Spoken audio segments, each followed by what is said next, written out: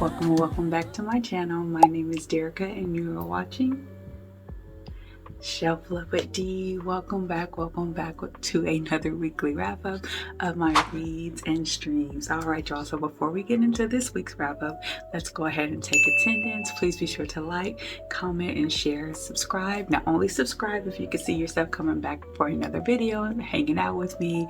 Drop your favorite emoji, a green heart, book stock, anything, just letting me know that you were here with me today, rocking with me in yet another video.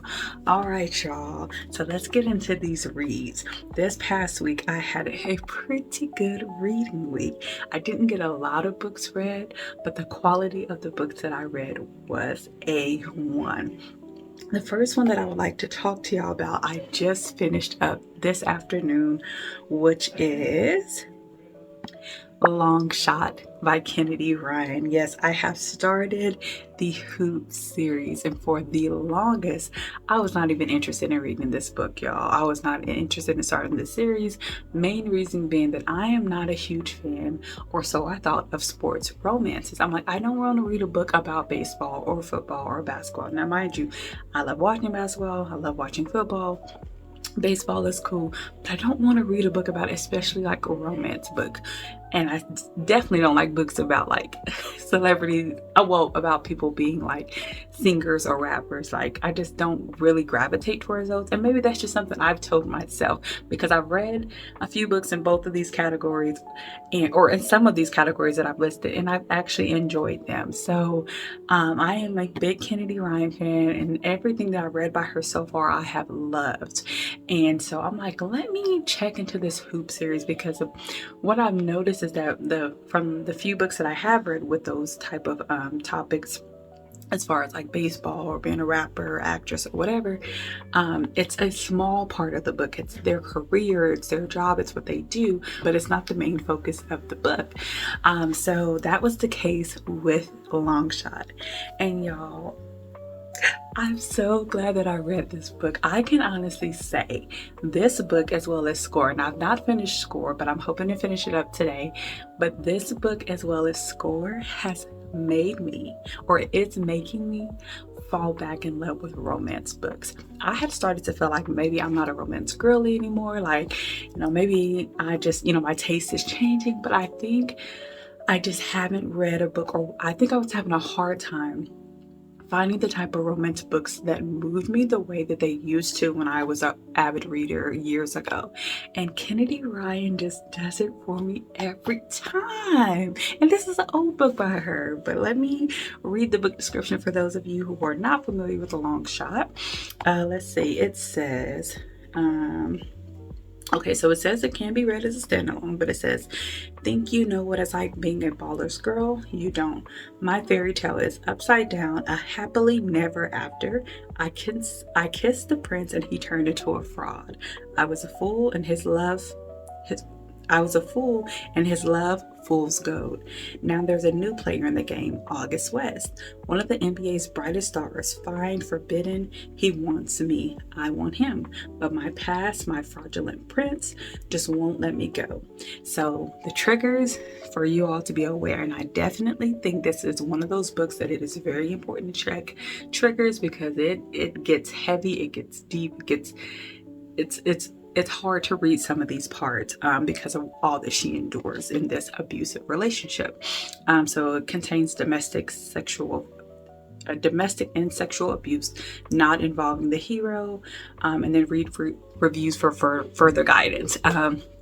I highly recommend just hitting up Google, asking about what triggers are in this book, just so you are forewarned and can decide if this is a book for you or not. Y'all, I am rating this book 5 stars. I am ready to jump into book 2, and this just further confirms that Kennedy Ryan is an auto-buy for me, and I'm just so giddy, y'all, because I really enjoyed this book, and to think that I wasn't even going to pick it up. So let's see here, a couple of people. Let's go with Chris. So Chris is a girl who I follow on Booktube. She does have a Booktube, but she's primarily now on Instagram. I keep trying to get her to come back over here. She said that she'll be back, but I know she's really doing well over there on Bookstagram. But so she said it was a reread for her, February of this year. She said, I still have the same feelings from my last read. This is an amazing book, 6 stars, my first 6-star read, exceptional. This book is one of Kennedy's finest works in my opinion. I was hooked from the first to the last page. The writing was beautiful, and I felt like I transported to the minds and hearts of these characters. Kennedy's mastery of emotion is unparalleled, yes, and it's easy to feel connected to the characters in the story. Honey, it started to feel a little too real, and the line between fiction and reality, 100%. She said the lines between fiction and reality started to blur because Caleb had me seeing red. Yes, I stood 10 toes down for Iris and felt like a proud friend at the end. Absolutely did. Let's see. And that man August deserves the world. I've never been too much into basketball players, but he has changed my heart. I don't care that he is fictional. I'm trying to meet him at the 5. This book isn't just a read, it's an experience. It will stick with you for years to come. And I absolutely agree 100%. She summed up everything I was thinking and feeling as I read this book. Definitely did not expect to be pulled into this book that I was like. I had to remind myself these are fictional characters, and the situations are real. These type of things happen to people, but I was rooting for Iris the whole time. I was frustrated with her at times, angry with Caleb. I was ready. Like, Iris was my friend. Like, girl, drop your Addy and I'm about to pull up and we about to jump this dude. But like, and in my eyes, I know the characters are Caucasian or some of that nature. In my eyes, they were all black. That's just how I pictured them, and it was just easier because she was trying to describe them and blue eyes this and blah blah blah. In my eyes, they were all brown skinned, okay? But either way, I really love this book. It was just written so well, and one thing that I loved was that I'm gonna give a spoiler. I love that she took time to heal, took time to grow, took time to find herself. And if you read the book, you'll know what I'm talking about. If you've already read it, you know who and what I'm talking about. But loved this book down. I am now committed to this series. I will not hesitate to read anything going forward by Kennedy Ryan. She is just, oh my gosh, her pen. The same way that I feel about Margaret Johnson Hodge, I feel about Kennedy Ryan. Like, Kennedy Ryan knows how to write emotion. She knows how to write women. She knows how to write those spicy scenes. Like, everything she writes, she just does it well.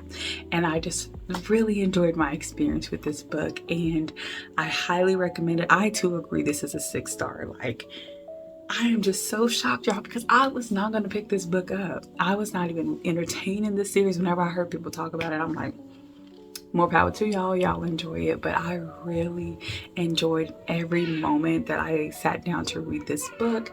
And I wish that I could read it for the first time all over again, just because it was just done so well that you felt like you were actually like talking to your girlfriend and she's telling you about what happened. Like, girl, no, he didn't. So what you gonna do? And just like trying to help her come up with an escape plan.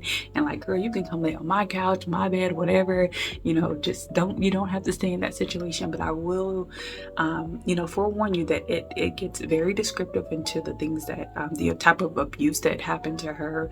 You feel the fear, you feel the anxiety, even when she starts to fight back, you feel that in her. You're like, girl, get him. And you were hoping and praying that she somehow gets one up on him and she's able to get away. And you feel the love, you feel the concern from August. And, it just felt so, it was such a good romance. And I know it's hard to say that because the main things that are happening in the first half of this book, revolves around abuse and control and things like that.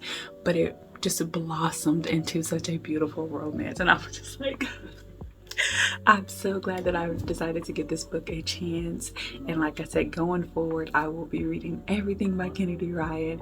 No matter the title, no matter the trope, I'll just give it a try and just go in it with an open mind, because so far Kennedy Ryan has not failed me. So that makes me want to circle back to the Skyland series, pick back up at book 2 and give it another try.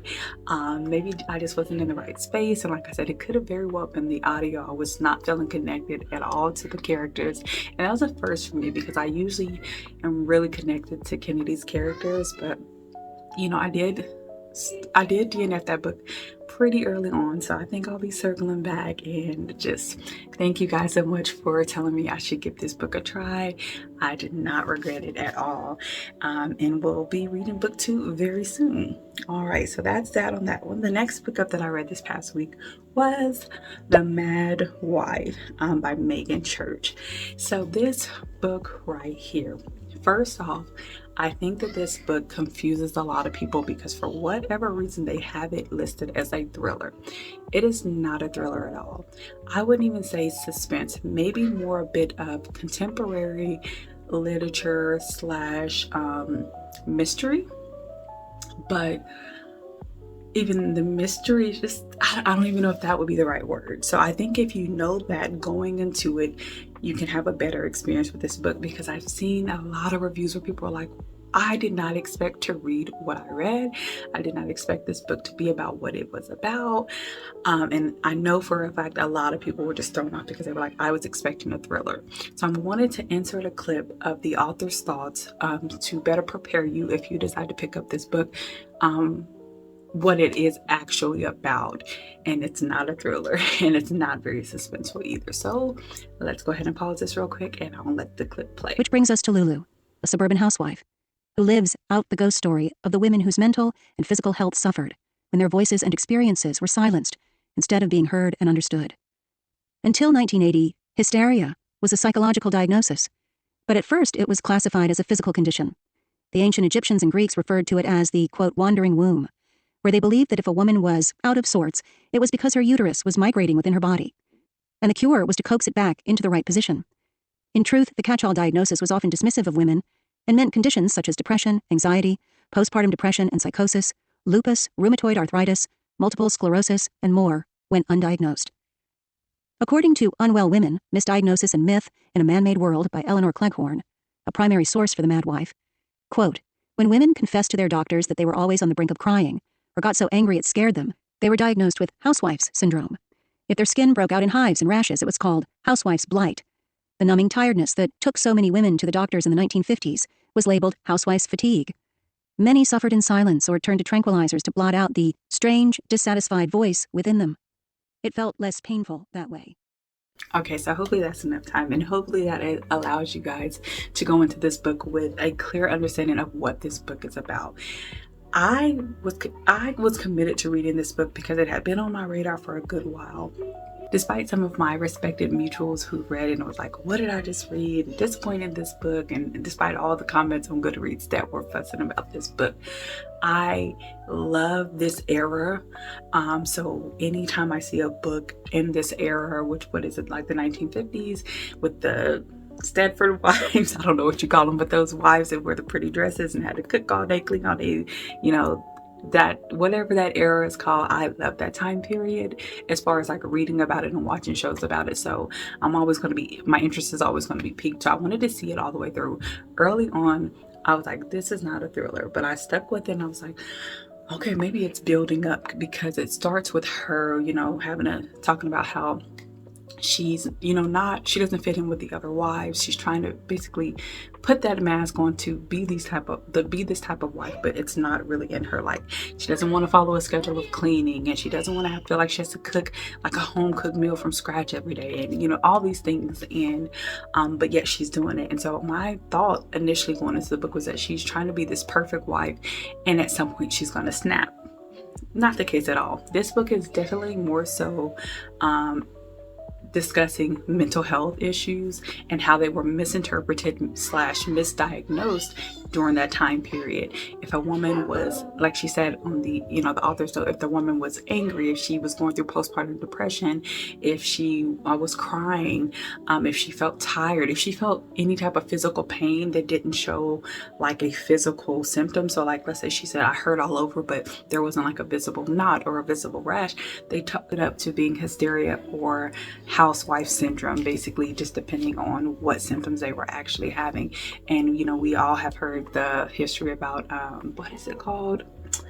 I'll put it on the screen, where they were going in the women's brain to try to make them normal, and a lot of them were either ended up brain dead, or some of them actually did work on them, or some of them ended up, dying from this procedure. I can't think of what it's called. They even in the book they said that, or in the author's note at one point, she said that there was a man during this time period who went around in a van doing whatever that procedure is, and he did it, instead of doing it through the head, he did his through the eye.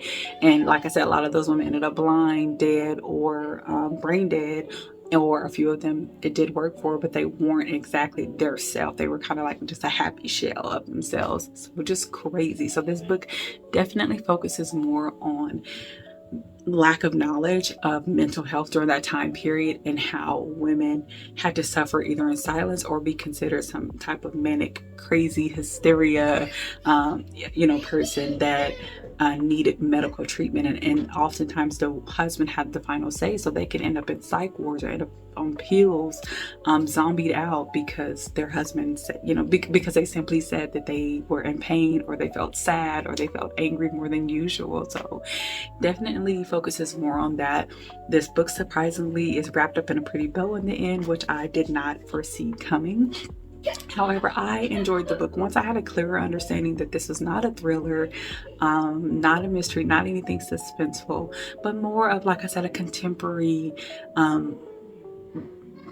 literature that focuses on the type of things that women went through during that time period, if they had any type of issues mentally, as far as like depression, or even some physically. There was women back in the day who they had lupus, but because they didn't know anything about lupus or know how to treat it, they chalked it up to a housewife disorder, and a lot of them had their brains shocked, or were medicated heavily, or had that procedure. I cannot think of what it's called, but yeah, I enjoyed my time with this book. I'm not going to give it a rating because I don't know what I would rate it, and if it ain't a 5-star, we're just gonna leave it alone. But I would say I would recommend this book if you enjoy that time period, if you would be interested in learning about like mental health, how mental health was handled during that time, through story, fictional story form. I would say go for it. I don't regret reading this book. I'm glad that I read this book, and it actually piqued my interest in reading more by this author, because I learned that she likes to write books during this era, and just kind of shine light on those type of issues during that time. So I enjoyed it. There were plenty of people over on Goodreads that did not enjoy this book. The overall rating is a 3.8, which I don't think is fair, but I think that it's like an issue with her publicist or whatever, because so many people are going into this book expecting it to be a thriller. Like I said, like she's practicing being this perfect wife, and then one day she snaps and kills everybody. So that's what I was going into expecting, and that's what other people were expecting as well. I'll go ahead and read the book description, just in case you are interested or want to know what it's about. It says, Lulu Mayfield has spent the last 5 years molding herself into the perfect 1950s housewife. Despite the tragic memories that haunt her and the weight of exhausting expectation, she keeps her husband happy, her household running, and her gelatin salads are the talk of the neighborhood. But after she gives birth to her second child, Lulu's carefully crafted life begins to unravel when a new neighbor, Bitsy, moves in. Lulu suspects that something darker lurks behind the woman's constant smile. As her fixation on Bitsy deepens, Lulu is drawn into a web of unsettling truths that threaten to expose the cracks in her own life. The more she uncovers about Bitsy, the more she questions everything she thought she knew. And soon others begin questioning her sanity. But is Lulu truly losing her mind? Or is she on the verge of discovering a reality too terrifying to accept? In the vein of the bell jar and the hours, the Mad Wife weaves domestic drama with psychological suspense so poignant and immersive you won't want to put it down. Now, to me, I feel like maybe a lot of people didn't read the book description and they just based it off the cover and title like I did. And I think if you read the book description, you'll have a better idea that this is not per se a thriller.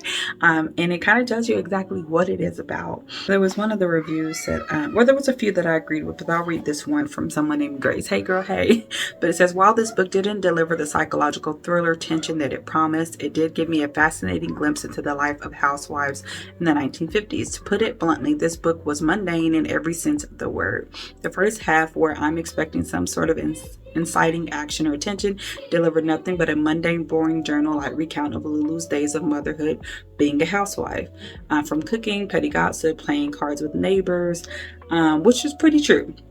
It said that the author did a great job making me feel helpless. Lulu was helpless, and she felt as though no one would hear her. And I felt that sense of helplessness and frustration. The author did a wonderful job with that aspect of the book.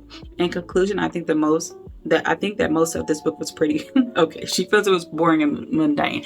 I wouldn't say it was boring. It was a bit mundane, and a good portion of the book, I would say probably the first 65% is just normal everyday things that the 1950 wives had to do, and how they did their day-to-day, as far as like playing cards when the kids were sleeping. They all went to the grocery store at certain times and things like that. But I think she's just giving you the history of what that looked like, what their lives looked like back in the day. Everything was planned down to the last minute. So I did feel like it was a bit slow in the beginning, but not boring. I wouldn't say it was boring, but I stand on, I would read this again. I would not tell you not to read it. I just think you should fully go into this book understanding what it is about. That way you can go into it knowing what to expect, and it won't like hinder your experience or the experience you could have with it if you went into it blindly. I definitely don't think this is a good one to go into blindly. All right, so that's that with that book. The next book up that I read this past week was, I actually forgot. The Niger Wife, or aka the Legos Wife. This book has been on my radar for a long time, y'all, and I'm trying to knock out these books that have been on there for a good while. Like, girl, what are you waiting for? Just read them. And a lot of them are because they're on my TBR list. That's the issue. They're on they're on my Libby TBR, and that's the issue. I have a Libby TBR, I have my Kindle TBR, I have my book wish list, and then I have like the TBR on Goodreads. So I just have too many all over the place. Some of the books are similar, some of them are completely different. So I've decided to really focus in on my Libby TBR and to try to knock out some of the books, because for the most part, the ones on Libby have been on there for a very long time, because that's where I started like checking my books out from and listening to them. All right, so the Niger Wife, or the Legos Wife. I know a lot of people had an issue with this title, the original title, because I think they were mispronouncing it. It is actually Niger Wife, but I can also see, no matter how you pronounce it, how it could be offensive. So it is now the Legos Wife. I enjoyed my time with this book. Again, this is another one that was not exactly what I was expecting it to be. The first half of the book, it is a bit of a slow burn, I will say that. Let me go ahead, before I jump into my thoughts on it, let me go ahead and read what the book description is about. Okay, so this says, this debut novel is about a young woman who goes missing in Lagos, Nigeria, and her estranged auntie, who will stop at nothing to find the truth. It's perfect for fans of My Sister the Serial Killer and The Last Thing He Told Me. Okay, I agree with My Sister the Serial Killer. If you enjoyed that book, you'll enjoy this book. So Nicole has found the perfect life, the perfect husband, a palatial house in the heart of glittering Lagos, and a glamorous group of friends. She left gloomy London and a dark family past behind her for sunny, moneyed Lagos, becoming part of the Niger Wives, a community of foreign women married to wealthy Nigerian men. But when Nicole disappears without a trace after a boat trip, the cracks in her so-called perfect life start to show. As the investigation turns up nothing but dead ends, her Aunt Claudine decides to take matters into her own hands. Armed with only a cell phone and a plane ticket to Nigeria, she digs into her niece's life and uncovers a hidden side filled with dark secrets, isolation, and even violence. But the more she discovers about her niece, the more Claudine's own buried history threatens to come to the light. An inventively told and keenly observant thriller where nothing is as it seems. Okay. Again, thriller, I don't know. All right, maybe suspense, maybe mystery. Sun's going down, so I'm going to try to wrap this up really quick. I enjoyed my time with this book. It is a bit of a slow burn. I did not expect the twist, and I did like the twist. It was a cool little twist. The book needed it.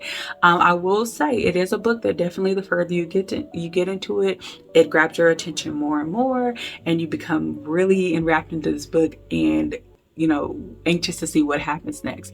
I like this author's writing style. It does end on a cliffhanger. I do want to forewarn you guys about that. And this book was written so long ago, so I'm sitting here like, where's book 2, ma'am? Where's book 2? So I don't know what's going on with that. And I definitely would love to read book 2, especially how it ends. So I hope that she's in the works on this and she's just taking her precious time because she wants to be like, really, really good. So, but I would recommend this book, especially if you like My Sister, the Serial Killer.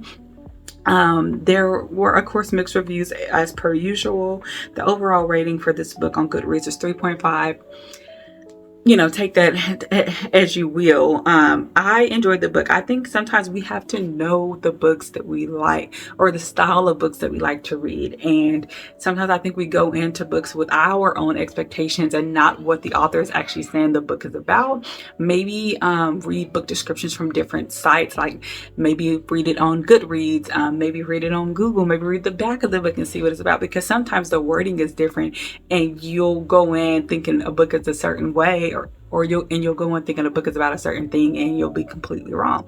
I am one of those people that I go into a majority of my books blindly. I like to, it doesn't bother me, and that is part of the reason why I stick with the book longer than I probably should, because I'm like, well, I don't really know what it's about. I picked it based off cover and title alone, so I'm just going to keep going with it and seeing if it gets better, and most of the time it does. So that was my thoughts with Lego's Wife. So it is a dual point of view. I did like that. It's set in Africa. I did like that. I liked, learning about the Niger wives and just the foolishness that went on to their lives. I do think it was entertaining.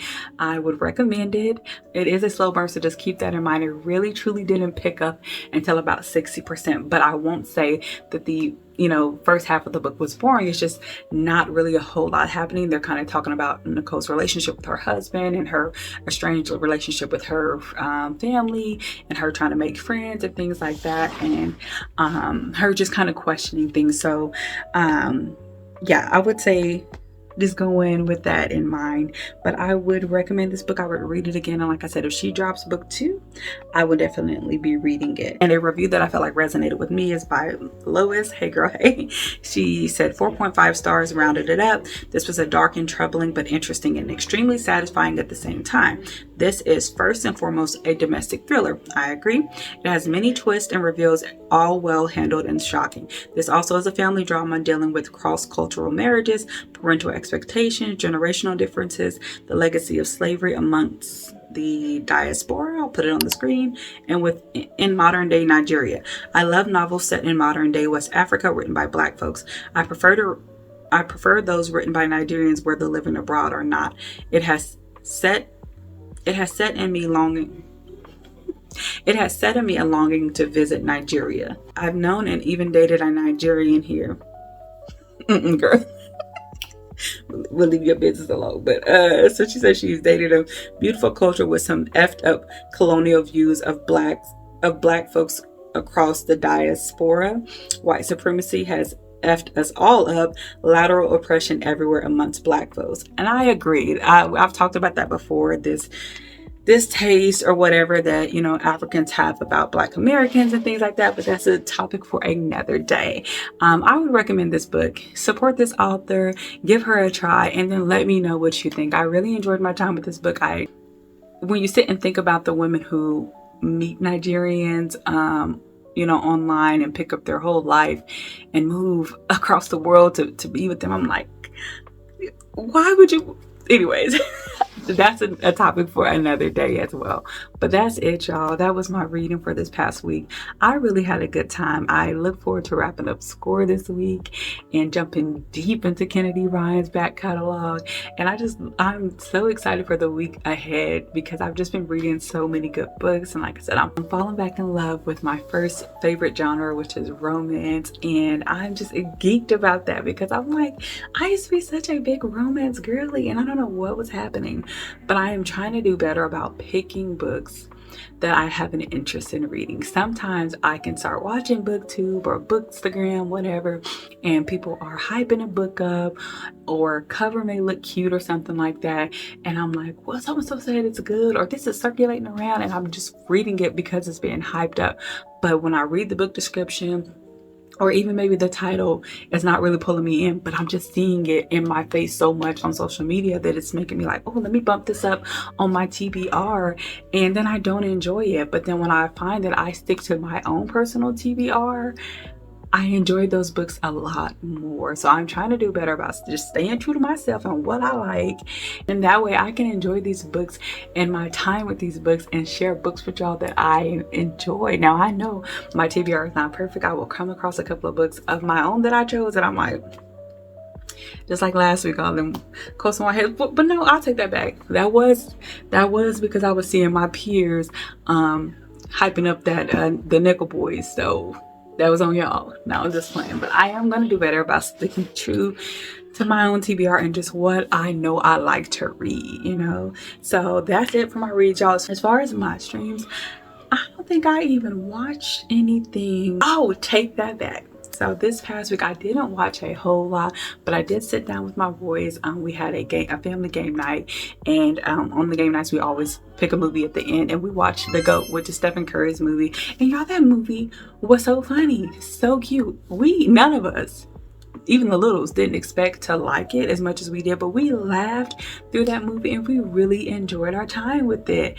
And a couple of days later, they was like, can we watch The GOAT again? And I'm like, yeah, let's watch it. Definitely had some good laughs. And then we watched Bad Guys 2, which was okay. We had a little chuckle here or there, but it was nothing in comparison to The GOAT. If you have not watched it and you have kids, or if you just like animated movies, I definitely recommend watching The GOAT. But that's it, y'all. That's it. I watched my reruns of Judge Judy, and I think that was it. Oh, and BookTube. So that's it, y'all. That's it. I hope you enjoy the rest of your Sunday. I hope you are currently reading a book that just has your heart gripped and you're enjoying every moment of your reading experience. Please let me know down in the comments what you are currently reading, and if you've read the Hoop series or the Mad Wife, or what's the other one? The Lego's Wife, or if any of them are on your TBR. That's it, y'all. Thanks for hanging with me in yet another video, and until next time, don't forget to show yourself some love today. Blessed with another chance, blessed with another chance.